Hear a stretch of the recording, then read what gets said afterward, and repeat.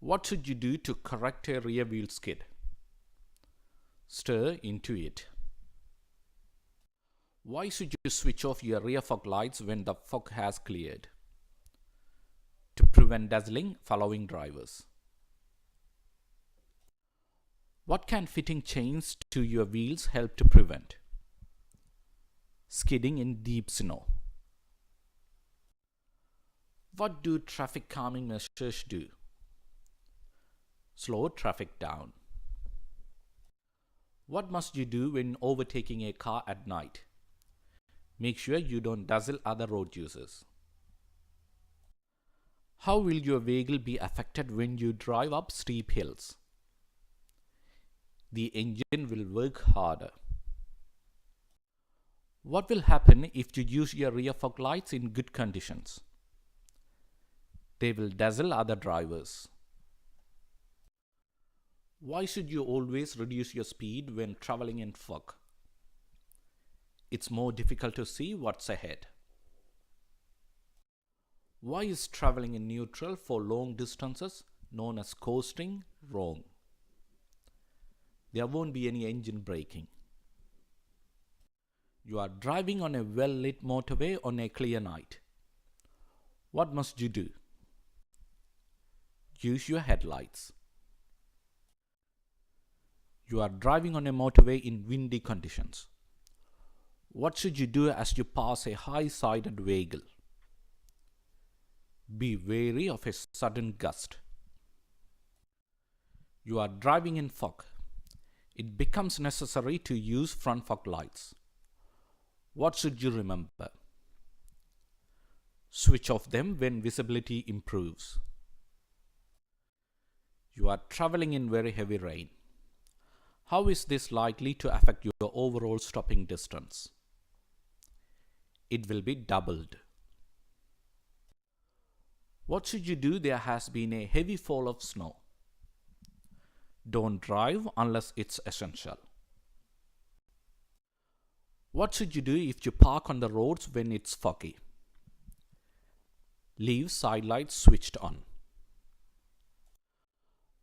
What should you do when you meet an oncoming vehicle on a single track road? Stop at a passing place. You have to make a journey in fog.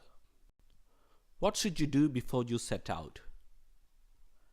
Make sure that the windows are clean.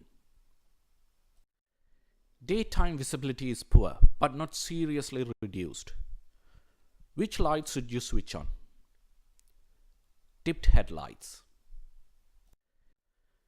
You're on a motorway at night with other vehicles just ahead of you. Which lights should you have on? Tipped headlights. You are driving down a steep hill. Why could it be dangerous to keep the clutch down or roll in neutral for too long? Your vehicle will pick up speed.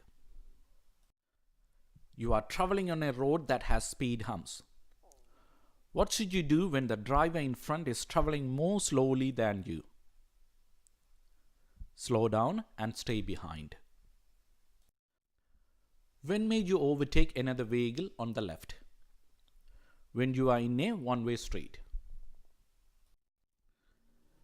You have just driven out of fog.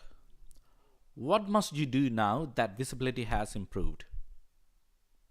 Switch off your fog lights. What should you do when you are overtaking at night? Beware of bends in the road ahead. Why could it be dangerous to keep the clutch down or select neutral for long periods of time while you are driving? You will have less steering and braking control.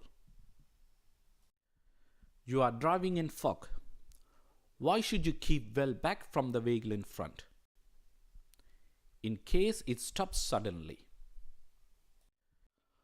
What will happen if you hold the clutch pedal down or roll in neutral for too long? It will reduce your control.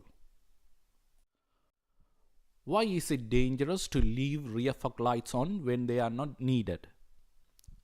They may be confused with brake lights. You are driving down a long, steep hill. You suddenly notice that your brakes aren't working as well as normal. What's the usual cause of this? The brakes overheating. You are driving on a motorway at night. When may you switch off your headlights? When your vehicle is broken down on the hard shoulder. When must you use dipped headlights during the day?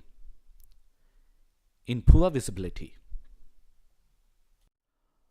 What will affect your vehicle's stopping distance? The condition of the tires. When will you feel the effects of engine braking?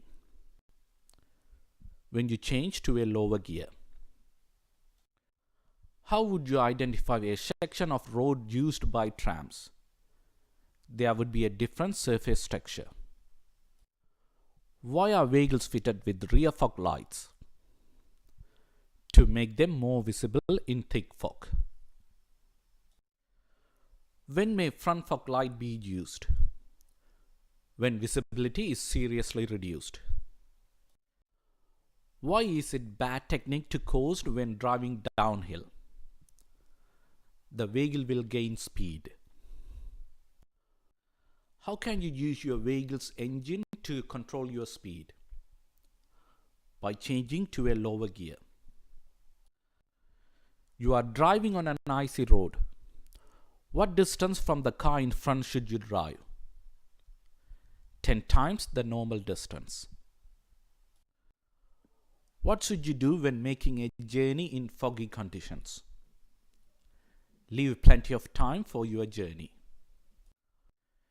You are driving at night and are dazzled by vehicles' headlights coming towards you. What should you do? Slow down or stop. The road is wet. Why might a motorcyclist stir round rain covers on a bend? To prevent the motorcycle sliding on the metal drain covers. You are braking on a wet road. Your vehicle begins to skid. It doesn't have anti-lock brakes. What's the first thing you should do? Release the foot brake. You are driving with your front fog lights switched on. Earlier fog has now cleared. What should you do? Switch them off as long as visibility remains good. What should you do when dealing with this hazard? Use a lower gear and drive slowly. Which of these plates normally appears with this road sign?